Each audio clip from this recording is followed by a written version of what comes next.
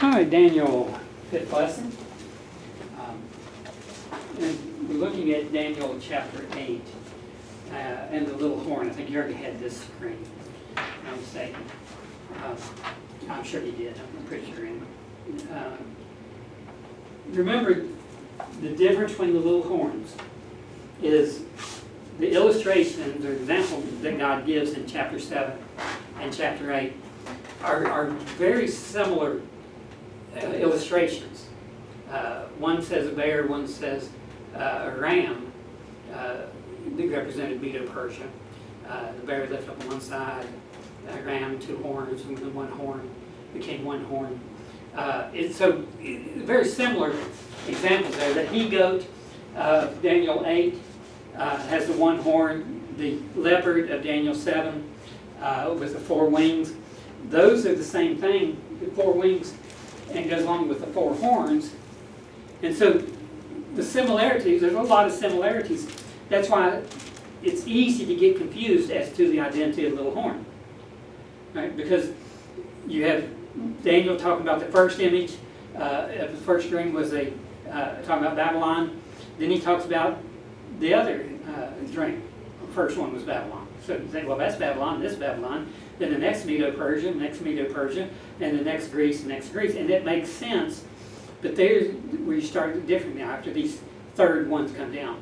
The third one on chapter 8, third animal, is the goat that has 1 horn that becomes 4 when the 4 kingdoms of Alexander.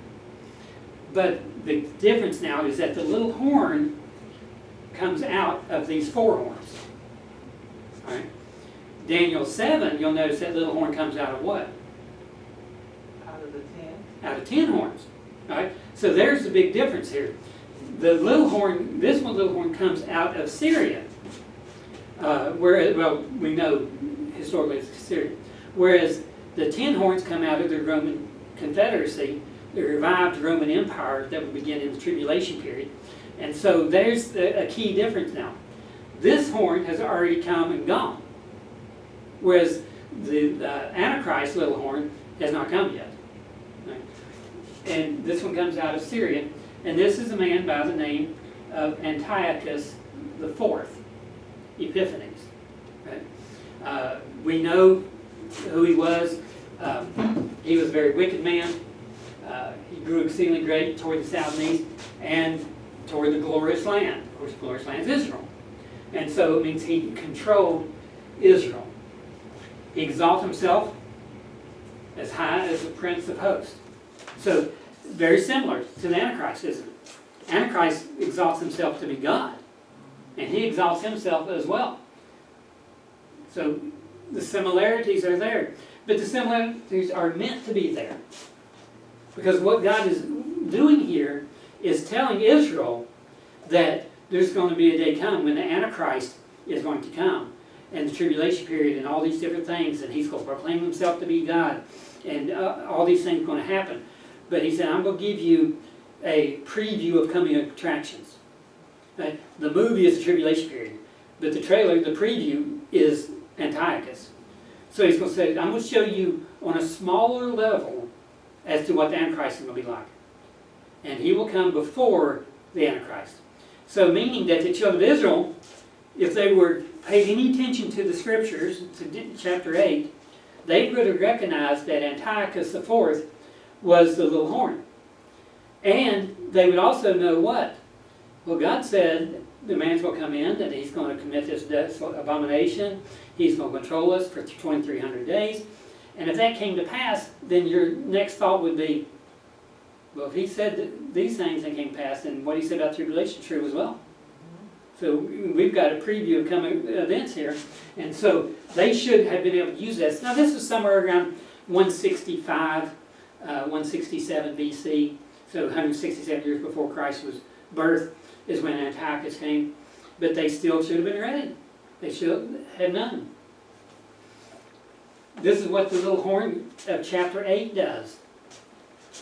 The daily sacrifices were taken away. Well, what's the Antichrist going to do? He's going to have the sacrifices start at the beginning, but in the middle, when he commits the abomination of desolation, he's going to take the sacrifices away. So, little horn does it, chapter 7, little horn does it, chapter 8. Both of them do the same sin. The place of God's sanctuary is cast down. The Antichrist is going to proclaim himself to be God. This horn, the Antiochus, is not proclaiming himself to be God, but he does something very horrible. He offers up a pig on the altar. It's the one thing that I think most people know is that Jews don't eat pork. Is there anything else they don't eat? I'm sure. There is a lot of things mentioned about they don't eat. Shrimp? Shrimp. A lot of things we don't think about. But the number one thing I about guarantee you can ask anybody, what do Jews don't eat? Pussy. Pork. Yeah, pig. Right? Well, that's probably because Antiochus offered up the pig on the altar, and the Jews make a bigger deal out of it now. I was in Israel sitting with the guy. He was a Jew who became a Christian, and he wanted to go to McDonald's and eat. I mean, Israel, I don't want to go to McDonald's eating. I mean, in a country like that. But I'd go with him, sit down and eat. And he was eating a cheeseburger. And he was telling me why it's still wrong for anybody to eat pork. And I said, well, God says now this, and he said, no. He said, it's still wrong to eat pork. You still have to go by what God said. Well, he's eating a cheeseburger. Okay, that's wrong for a Jew to eat. Because you can't eat milk and meat at the same time. Because the belief is that the milk could come from the mother cow and the meat could come from the baby cow. And that's an abomination according to their beliefs. Not according to the Bible, but according to the Jews' belief. He can sit there and do that, but he can't eat pork? Thinking, what's the difference? But that's that mentality that they have. An army was given to him. Well, Antichrist is going to have an army. When the Muslims hear that the Antichrist no longer, or that the Antichrist proclaimed himself to be Jehovah, then we're talking probably as many as 2 billion or more people will form an army against the Antichrist. And if they form an army against Antichrist, then Antichrist forms his army. Maybe about 2 billion or more people as well. And 82% of the Antichrist army, those who oppose the Antichrist, 82% of those are going to die in this battle, and that could be 1.6 billion people could die on one side of the army. I mean, you got, and then the opposing army may equal that. We may be talking 3.5 billion people are dead in the tribulation period. Well, this Antiochus, he had his army, and what he did was when he went in, first thing he did was take away the weapons. That's what Hitler did in Germany. When power took away the weapons, and then formed an army and taught the people anti-Semitic things for a long, long time, and then he took over. Well, that's what Antiochus did. So all the people had left was their farm tools. And so this is time period what we call the Maccabees. And there are apocryphal books. So the first and second Maccabees are books found in the Catholic Bible, and actually found in the original 1611 King James. And who the Maccabees were, they were the people alive at this time, led by, I think his name, I can't remember, it was Judas. I need to look it up because I always get confused. Judas Maccabee or Jacob Maccabee. I think it was Judas Maccabee was what they named. But Maccabee wasn't his name. It meant hammer. And what he did was he used a hammer, and everybody else used farm tools to attack Antiochus. And so basically that's how they won. And the way they signaled each other during this battle was using palm leaves. So if you were on one side of town, somebody waved palm leaves, you knew, okay, it's ready to attack. That's why later on, remember when Jesus came into town, they laid palm leaves? Because palm leaves were a sign of victory to Israel at this point. And God even uses that in heaven. There'll be people with palm leaves in their hand there as well. All right. So the army was given to oppose the sacrifices, and they were able to do that. He did all this, and he prospered. Now, we see a marked difference between these two little horns again. In Daniel chapter 8, 13, and 14, the daily sacrifices and transgression of desolation took place. The sanctuary and host were trampled. And for 2,300 days, Antiochus ruled over Israel. Now, when Israel defeated Antiochus and the Syrians, they did not kill Antiochus. He survived, but he was no longer in power. And history tells us, not only the Bible, history tells us that his reign of power lasted for 2,300 days. Now, if you go to chapter 7, Little Horn, how long does his reign last for? Remember? 2,520 days. Right? This is 2,300 days. The Antichrist is 2,520, so it's a big difference here in these two. So 220 days, almost a year more for the Antichrist. But again, a marked difference here between these two little horns. So when you're studying Daniel, or any passage of Scripture, don't read it too fast. It's like looking in the Chronicles of the Kings and talking about Ahaziah, King Ahaziah, whose sister was Athaliah. I used to say Athaliah, but y'all got me saying Athaliah, which is probably right. I don't know why. His sister is Athaliah. And then you go over a chapter and you read about Ahaziah and find out that his wife, or no, his mother was Athaliah. This is Ahaziah's sister was Athaliah. This is Ahaziah's mother was Athaliah. So which one's right? They both are, because this Ahaziah is from the north tribe. He's king of Judah, king of Israel, the north. This Ahaziah is king of the south. And so, but you have to pay attention, because when you see Ahaziah, you might always be thinking of the southern king. It's like the name Jacob. Okay, Jacob could mean a person, or it could mean a nation, by context. And so that's why we have to be very careful. Or that Joseph. Or that Joseph. Yeah. Or that Fred. Yeah. Or Ephraim. Ephraim is there. Yeah, right, exactly. Yeah, very, very good. Because then that helps us understand Revelation as to who the identity is. So it does help us to make sure that we rightly divide the word of truth. Then the understanding of this vision that Daniel had here. But Daniel doesn't understand what's going on. You get all that. The vision interpreters also. This is all brand new to Daniel. And in order for Daniel to get proper understanding, he needs God to tell him. He may have had the first vision figured out, the Babylonian Empire, the Persian Empire. The Grecian Empire hadn't began yet. So now he tries to understand here. What was that reference again? 15 and 16. 8, 15 and 16. Then 17 through 19, Gabriel came, now he gives an understanding. Verse 19 in particular says, and he said, behold, I'll make thee know what shall be in the last end of the nation, for at the time appointed it shall be. So, in other words, he said, I'll give you the understanding of some of this that you need.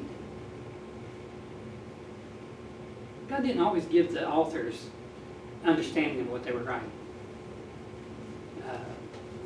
God just simply wanted them. Later on, they may have gotten it. Two-horned ram, Daniel 8, is the Persian Empire.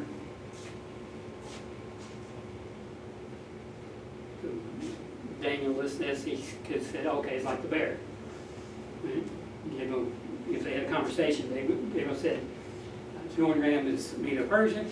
And Daniel says, is that like the bear? Yeah, just like the bear. One side was stronger on the bear, remember? Well, guess what? This ram has two horns, but one horn is larger than the other. Why? Because one of these kingdoms, Persia and Mede, Persia is stronger.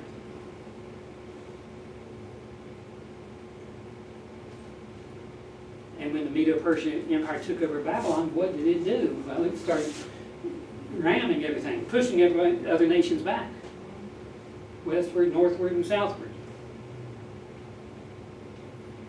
Not eastward, because that's where the Mediterranean was.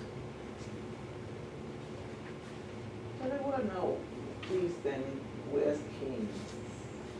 They were just south and north. Right, kingdoms, right, yeah.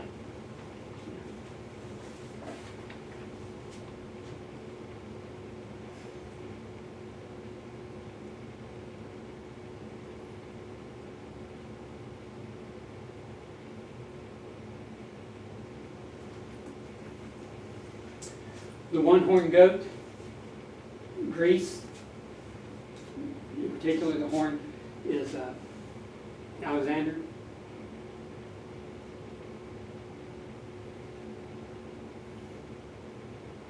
You can put these here if you want. I'm not going to test those off of these, but just a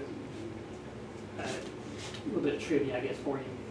When Greece, Alexander did fight against Medo-Persia, there was 3 major battlefields that took place in Granicus, Issus, and Gaugamela.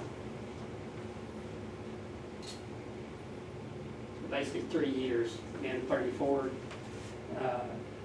BC and ended in 331 BC. And that's when Alexander died. History tells, I don't know if it's true or not, but history tells us that they said when Alexander the Great died, that he wept. Before he died, he wept. And he says wept because he said there's no more kingdoms for me to conquer.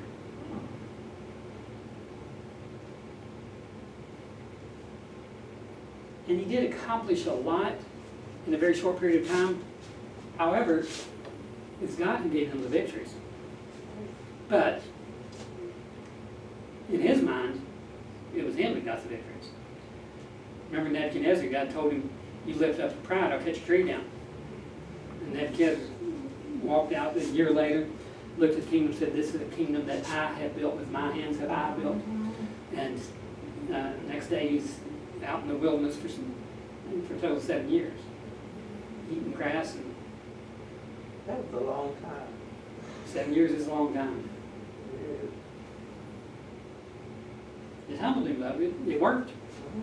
The best thing ever happened to him. You know, it's like some people, the best thing ever happened to them is they get cancer. Because it makes them realize they need God. Prison, Yeah, suffering, yeah. Sometimes, yeah. not all of them. Some of them. No, not all. Not all. But there are many prisoners who come out straight. They want to make sure. I guess you can't say live straight anymore because that means something else now, don't it? Yes, it does. Yeah. Sure does. Language is so messed up. That one horn's broken. Of course, that means that's when Alexander died. He was the one horn. And 4 horns grow in its place.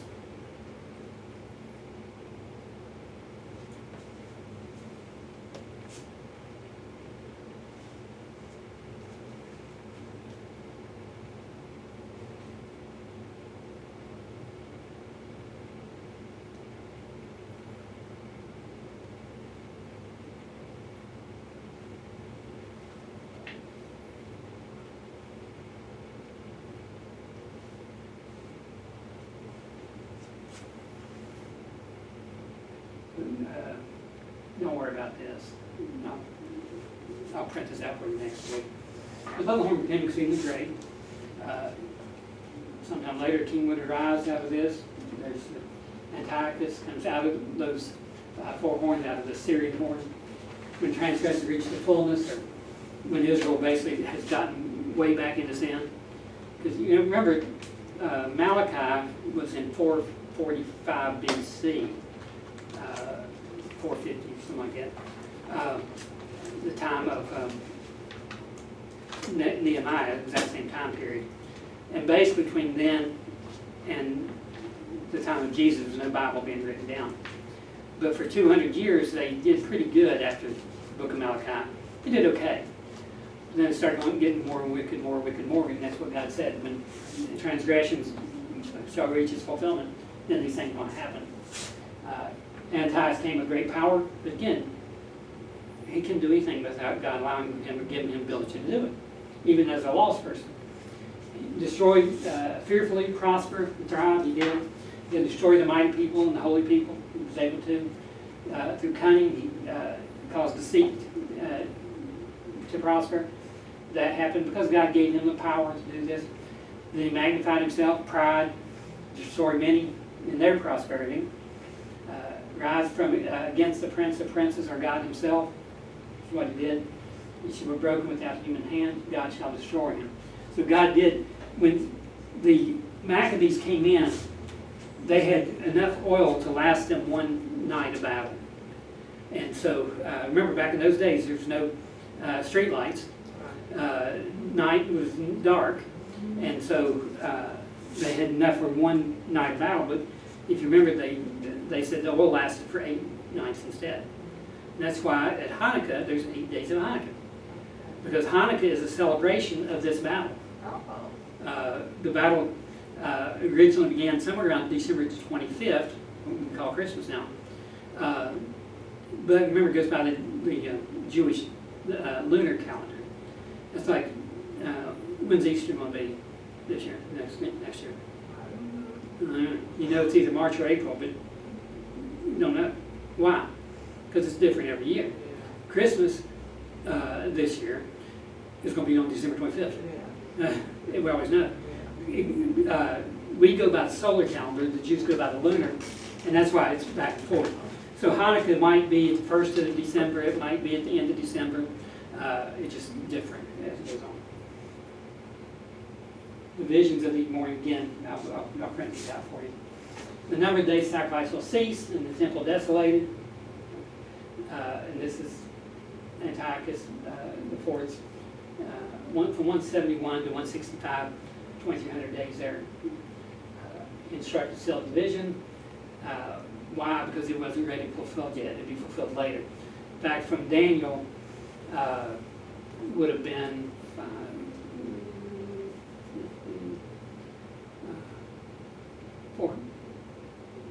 not quite 400 years after Daniel.